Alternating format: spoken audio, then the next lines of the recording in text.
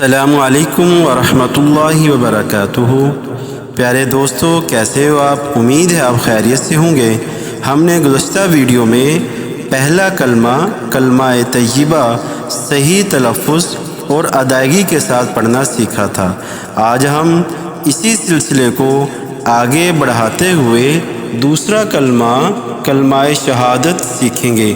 کوشش کریں اسے صرف پڑھیں نہیں بلکہ صحیح تلفظ اور معنی کے ساتھ یاد بھی کریں۔ تو آئیے ہم سٹارٹ کرتے ہیں۔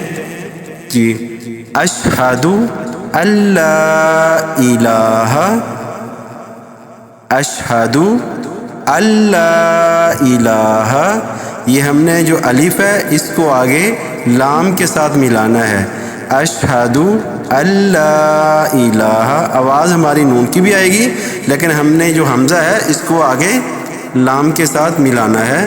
ایک بار پھر سنیں، اشہد اللہ الہ الا اللہ وحدہ لا شریک لہ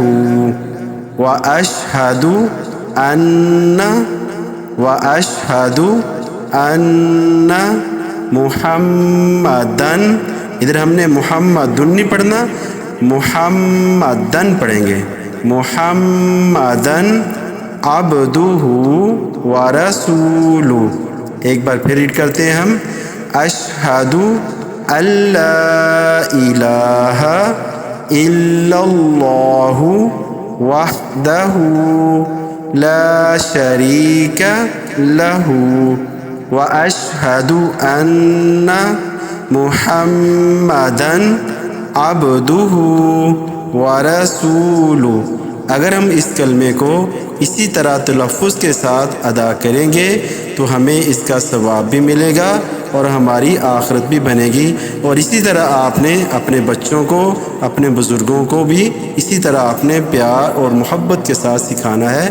اللہ پاک ہم سب کو اپنے کلموں کو صحیح تلفظ کے ساتھ ادا کرنے کی توفیق عطا فرمائے، آمین۔